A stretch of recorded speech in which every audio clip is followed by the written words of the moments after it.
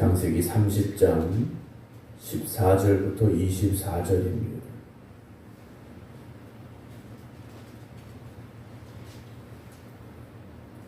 밀 거둘 때 르벤이 나가서 들에서 합한 채를 얻어 그의 어머니 레아에게 드렸더니 라헬이 레아에게 이르되 언니의 아들의 합한 채를 청구하노라. 레아가 그에게 이르되 네가 내 남편을 빼앗은 것이 작은 일이냐? 그런데 네가 내 아들의 합한 채도 빼앗고자 하느냐? 라헬이 이르되 그러면 언니의 아들의 합한 채 대신에 오늘 밤에 내 남편이 언니와 동침하리라 하니라. 저물 때 야곱이 들에서 돌아오매 레아가 나와서 그를 영접하며 이르되 내게로 들어오라. 내가 내 아들의 합한 채로 당신을 샀노라. 그 밤에 야곱이 그와 동침하였더라. 하나님이 레아의 소원을 들으셨으므로 그가 임신하여 다섯째 아들을 야곱에게 낳은지라. 레아가 이르되 내가 내 시녀를 내 남편에게 주었으므로 하나님이 내게 그 값을 주셨다 하고 그의 이름을 이사가리라 하였으며, 레아가 다시 임신하여 여섯째 아들을 야곱에게 낳은지라. 레아가 이르되 하나님이 내게 후한 선물을 주시도다. 내가 남편에게 여섯 아들을 낳았으니 이제는 그가 나와 함께 살리라 하고 그의 이름을 스불론이라 하였으며, 그 후에 그가 딸을 낳고 그의 이름을 디나라 하였더라. 하나님이 라헬을 생각하신지라. 하나님이 그의 소원을 들으시고 그의 태를 여셨으므로 그가 임신하여 아들을 낳고 이르되 하나님이 내 부끄러움을 씻으셨다 하고 그 이름을 요셉이라 하니, 하나님은 다시 다른 아들을 내게 더하시기를 원하노라 하였더라. 아멘. 할렐루야. 이제 야곱의 집안에서 아들을 누가 더 낳느냐 라는, 어찌 보면 좀 말도 안 되는 그런 경쟁이 계속 되어지고 있습니다. 그런데 결국은 하나님께서 야곱에게 12명의 아들을 주시게 되고 그 12아들을 통하여서 이스라엘의 12지파가 되어지게 되는 일이 이루어짐을 우리는 성경을 통해서 알고 있습니다. 비록 여인들의 경쟁에서 시작된 일이지만 하나님께서 아브라함에게 약속하셨던 큰 민족을 이루게 하시겠다라는 그 큰 뜻이 또한 이루어져 가고 있음을 우리가 보게 되죠. 그럼 우리는 우리 욕심대로 막 살아서 그렇게 돼도 하나님의 뜻이 이루어지고 하나님의 계획하심이 이루어지는 것이냐? 그렇진 않습니다. 하나님의 뜻하시는 방향으로 지금 가고 있다는 것 뿐이지 이들의 생각이나 방법이 옳다라는 것은 아니다라는 것을 우리가 오늘 말씀 속에서 다시 한번 이제 보게 되는데요. 오늘 14절 보게 되면 밀 거둘 때 이제 보리를 추수할 때가 됐습니다. 밀을 추수할 때가 됐는데 르벤이 나가서 들에서 합한 채를 얻어 그랬습니다. 이제 합한 채라는 것이 나오는데 우리나라에도 이 자기나무라고 이제 해석이 되어지고 있는데요. 어떤 자기나무 껍데기든 열매든 어떤 그런 종류라고 보시면 되는데, 이 자기나무가 여러 가지 많은 효능이 있다고 합니다. 그 중에 하나가 이제 불임을 치료하는 효능도 있다라고 이제 알려지고 있는데, 그 합한채를 어쨌든 얻어왔습니다. 귀한 것이었던 것 같아요. 그래서 자기 어머니에게 드렸는데 이걸 라헬이 알았습니다. 동생 라헬이 알고 언니에게 갔어요. 그러면서 언니의 아들의 합한채를 청구한다 라고 말해요. 르벤이 찾아 구해온 것을 그건 내 것이다, 나한테 달라 라고 언니한테 요구를 합니다. 그랬더니 15절에 레아가 이런 말을 해요. 언니가 동생에게 말합니다. 네가 내 남편을 빼앗은 것이 작은 일이냐? 라고 말해요. 동생 보고 네가 내 남편 빼앗아 갔다 라고 말을 해요. 근데 우리는 알고 있지 않습니까? 이 두 여인의 결혼의 과정을 알고 있어요. 야곱은 원래 레아와 결혼하려 했던 것이 아니라 라헬과 결혼하려 했다라는 것을.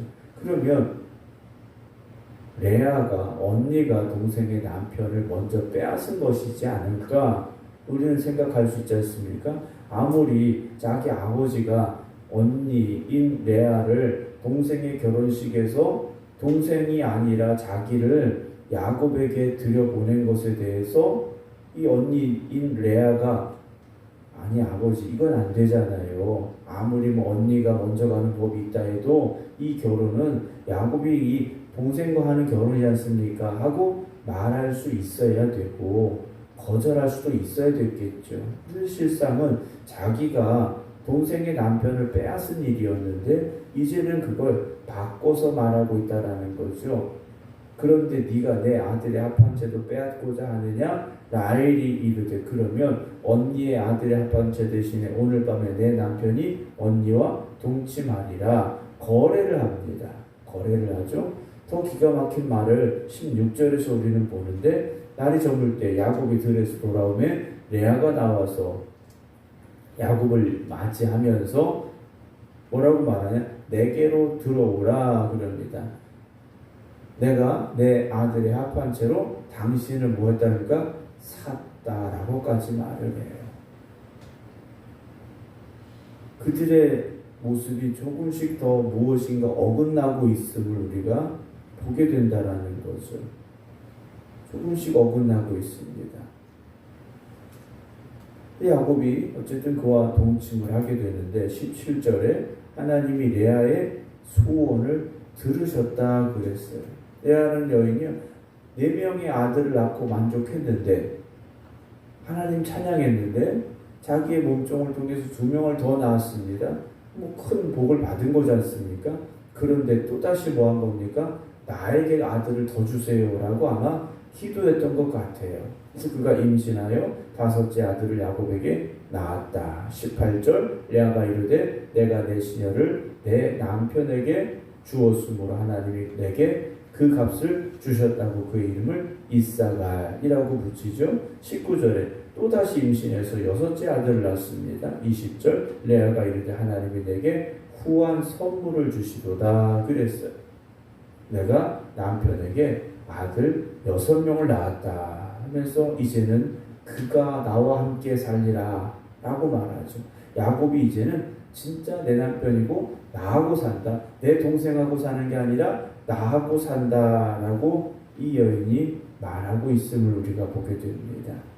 사랑하는 성도 여러분, 이들은요 어쨌든 자기의 욕심을 채우기 위해서 어떻게 하면 야곱을 내 남편으로 동침할 수 있을까? 여기에만 집중하고 있었다라는 거죠. 그리고 합한 채라는 이 부림에 좋은 것을 누가 더 가져갈 것인가 하는 방법도 서로 따지면서 싸우고 있는 모습을 보게 된다라는 겁니다. 그런데 결국 이 모든 문제의 해결의 방법은 어디에 있느냐? 아까 17절에 하나님이 레아의 소원을 들으셨다. 22절 봅니다. 하나님이 라헬을 생각하신지라 하나님이 그의 소원을 들으시고 그의 태를 여셨다라고 되어 있습니다. 결국 하나님을 의지하고 하나님 앞에 구하고 하나님 앞에 나아가야만 된다라는 거죠. 라헬이 내가 아들을 낳지 못해서 이것이 부끄럽고 수치스럽고 또는 뭐 답답하고 그리고 언니가 이렇게 나한테 하는 것이 억울하고 이런 것만 생각할 것이 아니라 먼저 하나님 앞에 나아가서 하나님의 이름을 부르며 기도할 수 있어야 되죠. 뭐 어떻게 때가 되면 되겠지, 시간 지나면 되겠지. 물론 그러다 무엇인가 될 수도 있겠죠. 그러나 주님은 분명히 뭐라고 말씀하셨습니까? 찾으라 구하라 두드려라 그러셨어요. 오늘도 이 새벽이 우리가 하나님 앞에 찾고 구하고 두드리는 이 새벽이 되기를 주님의 이름으로 축원합니다. 우리의 닫혀진 문들이 있지 않습니까? 여러분들의 인생에 닫혀진 문들이 있습니다. 이 문을 언제 어떻게 열 수 있느냐? 우리의 힘으로 되는 것이라면 진작 됐겠죠. 안 된다면 결국 방법은 하나님께 구하는 방법밖에 없지 않습니까? 오늘 라헬을 생각하신지라 하나님의 그의 소원을 들으시고 그의 태를 여셨다 그랬어요. 우리는 한나라는 여인을 기억하고 있지 않습니까? 사무엘의 어머니 한나가 어땠습니까? 한나도요 아이를 낳지 못해서 그것이 너무나도 속상했던 여인이에요. 그런데 어떻게 합니까? 하나님 앞에 나가서 기도했지 않습니까? 기도하고 또 기도했지 않습니까? 그래서 하나님께서 약속하셨고 주셨지 않습니까?